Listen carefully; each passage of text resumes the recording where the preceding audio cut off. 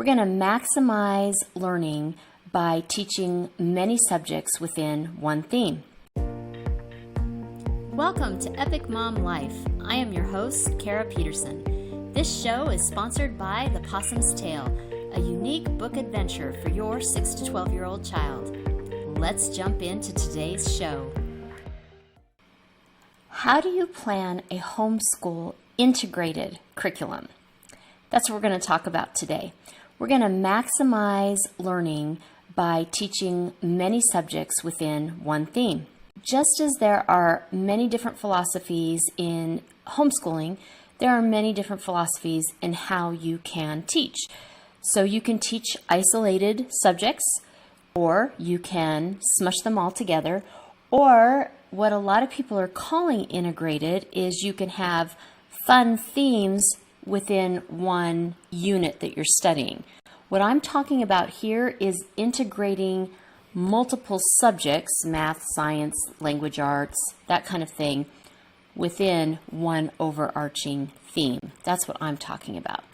What exactly is an integrated curriculum? An integrated curriculum for homeschooling refers to an educational approach that combines multiple subjects or disciplines into a cohesive and interconnected learning experience. That sounds pretty like la-di-da, right? Basically, again, it's just putting all the different subjects under one umbrella. So rather than teaching the subjects in isolation, this curriculum integrates various topics. And what this does is it allows your students or your children to see the various connections. So when they understand that this connects to this, they gain a deeper understanding of how different disciplines relate to one another, but they also are more engaged with your topic, they're more interested, and the topic is able to sink in more because it makes sense. Why choose an integrated curriculum? A lot of the reasons are because of what I just said. It just makes sense to the student because it all follows a pattern, and they think, oh, it's like you always get the question, well, when am I going to ever use this? Well, when you start seeing it with other topics, it starts making good sense. It promotes a holistic understanding of knowledge, and it encourages critical thinking and problem-solving skills, fosters creativity, and helps your student make those important connections. A lot of these are on that higher level of, so you learn different ways of thinking. So memorization and recitation, those are way towards the bottom of learning. At the top are these things like critical thinking, connections, all of those kind of things. So when they start doing that, they're much more engaged and they're learning so much more. Can I use pre-designed integrated curriculum materials for homeschooling? Absolutely. I just want you to be aware and looking out for the fact that many of what I have seen that are called integrated units, integrated learning, that kind of thing, are really only integrated between one subject and whatever the theme is. So it's like one subject and medieval, or one subject, and a lot of times it's language arts. So they do these units, these themes, but a lot of times they're not integrating a lot of your different subjects. I'm not saying they're not out there. They are. I just want you to be aware that people use this term loosely, so be looking for that. I also want to walk you through creating your own integrated curriculum units because this will save you money and it will customize to what your child's interests are and whatever you're teaching that year. How can I adapt an integrated curriculum for different age levels? Well, this is one of the biggest advantages of using an integrated curriculum for homeschool. The exact same unit can be adapted for different ages and learning objectives. Quality homeschool materials can cost a ton of money, like a lot of money. With an integrated curriculum, you can incorporate age-appropriate literature, adjust the level of scientific or mathematical concepts, and provide appropriate guidance and support as needed.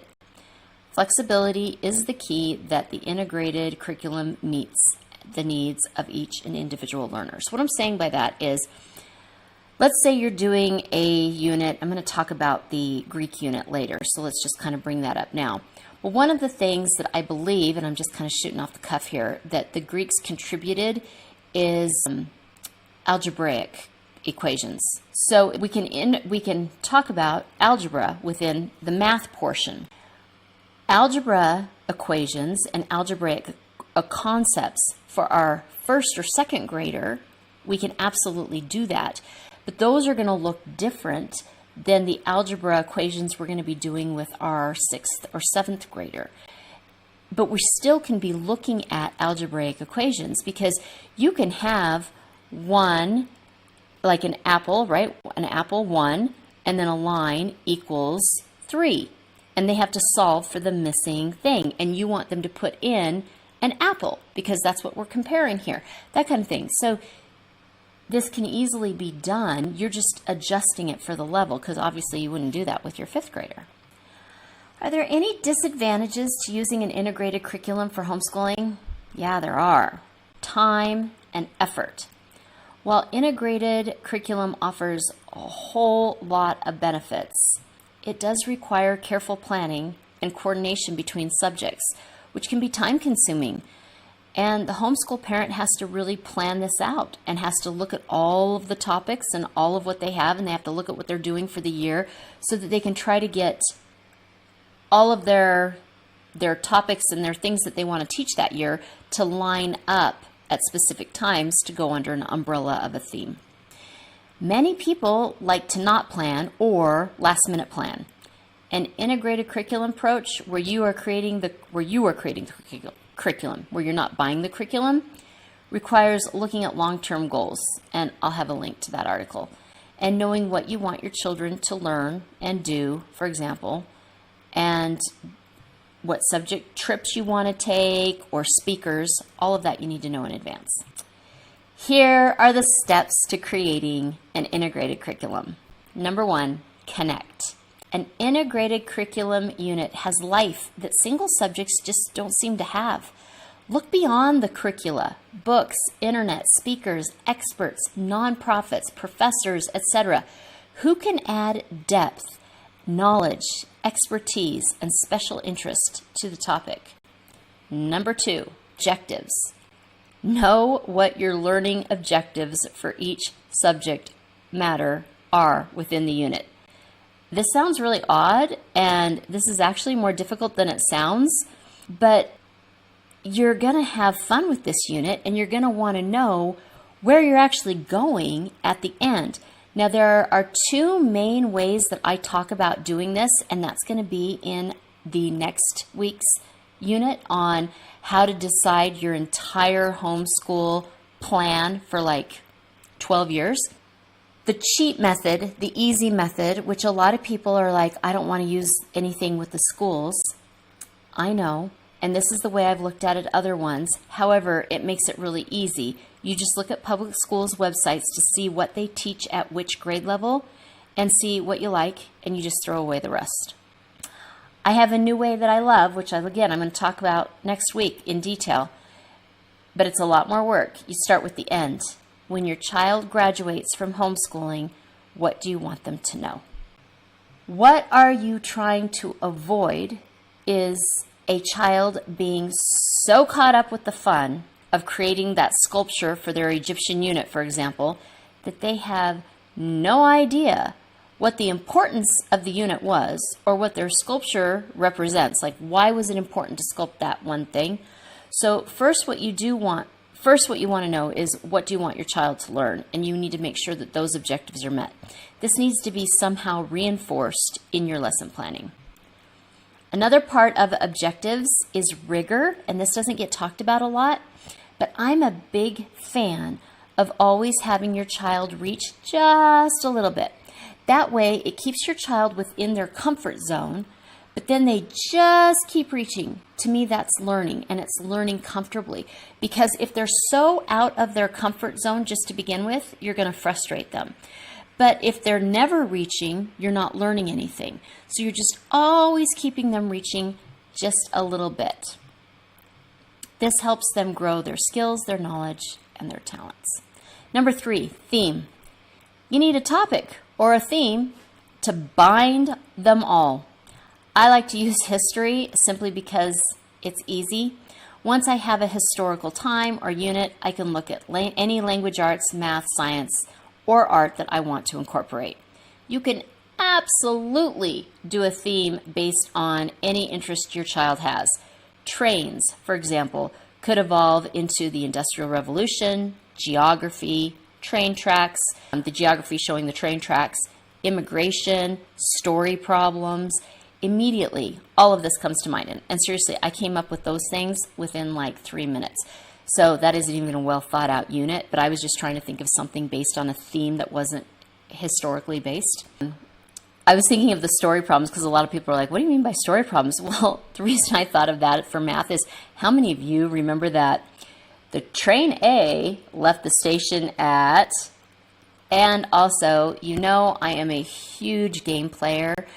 There's a lot of learning that happens in strategy games. So if you're doing a train unit, absolutely introduce Ticket to Ride as a family game because it's all about trains. There's so much more you can do. So I would take a lot more time to sketch out a full plan. That's just my thing to show you something other than a historical based theme. Number 4, goals. Know what you want your child to have learned in each topic by the end of the unit. So this sounds a lot like objectives. Objectives are broad. They are where you start and what are all the things I want my child to learn by the end of the year. After choosing the objectives for the year, circle the ones that can be massaged to fit into your unit. Now, after looking at each course of study or subject, star the ones that you can easily blend together to create a cohesive unit, because some of the things may be able to be moved from, say, the beginning of the year to the middle of the year or that kind of thing. And that way you can create them into units. That's why I like having that full year plan, because story problems can be taught at any time. They don't have to build upon the foundation of something else. Algebraic concepts can be taught at any time. You can move a lot of those things so that you can massage them into a really great unit. Assessment. I like to check items off my list. I like to know I did it. How will you and your child know when a goal is accomplished? This sounds like a really basic question. Some people use tests. This is the way of knowing that it's been accomplished. Others like portfolio assessment. In the end, you simply need to know that your child understands, especially any skills that were foundational steps for further learning. 6, plan. Get out your planner and plan the unit. And I will have a link to that article or YouTube that I did, and I'll also have my video on how to plan at the end, because you can do your customized plan as well as a blank one that you can use. You know what you want to teach, so theme and goals. When will you teach it? How many days for specific subjects or areas? Now, this is going to be flexible, but you want kind of a ballpark idea. An example of this will go back to the train. That theme is huge. I might read a book about it for language arts and have writing activities based on the book, while we also learn about the Industrial Revolution. Depending on the length of the book, this could be a 3-week activity. Will you have special speakers or visit specific sites? We actually have an old railroad station here in town, and I would definitely take the kids there. All of this goes into your plan. Create. Number 7. Create the daily and weekly plans. Again, these will fluctuate. However, if you know that you want to teach writing and reading within a Greek unit, and you want to combine on those days where you are teaching history components of, say, wars in Greece and the social structure or philosophy, you have an idea of time for that day. Then you can combine math, geometry with science, which will be architecture, for example, and art, those will be on the other days. This is just an example. But it shows you the overall planning for a day and week. Now remember, in my structure for my ideal homeschool, and everybody has their own homeschool ideal. My ideal homeschool is we start, say, around 8:30. We have a good break in between the two times, and then like around 10:30 or so. And then around 11:30, we're done. We have a break for lunch, run around, get our little wiggles out.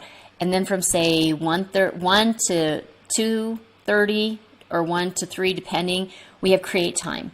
So it's a 2-hour block that I'm leaving open. We can use it to go on excursions. We can use it for sculptures. We can use it for spreadsheets. We can use it for technology. We can use it for whatever we want, but they know that that time is reserved.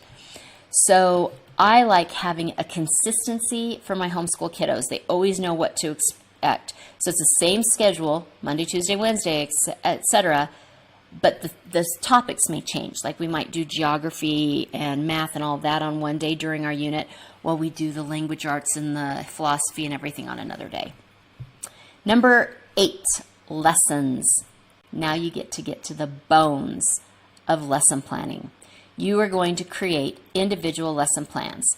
Look at one subject, reading and writing, for example, and check out your end goals.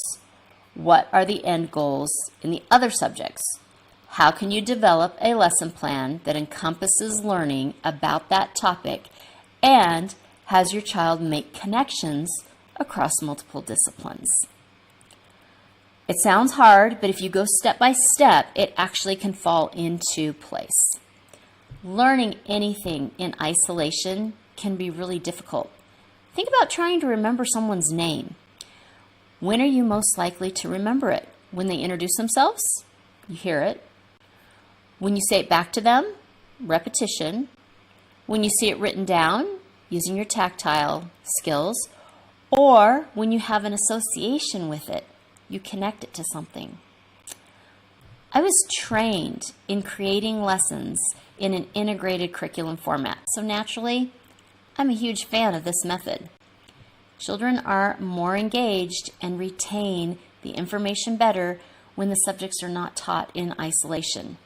An integrated curriculum places whatever your child is studying into a theme, and it gives it an anchor. Within that theme, your child learns many different subjects. The movie quote this week is, "Being a genius is one thing. Raising a genius, however, does come with its challenges." Cruella. If you are hearing this message, you've listened to the entire episode, and for that, I want to send you a huge thank you. Please leave me a comment or review and share with other moms you know. Get in touch in the comments or on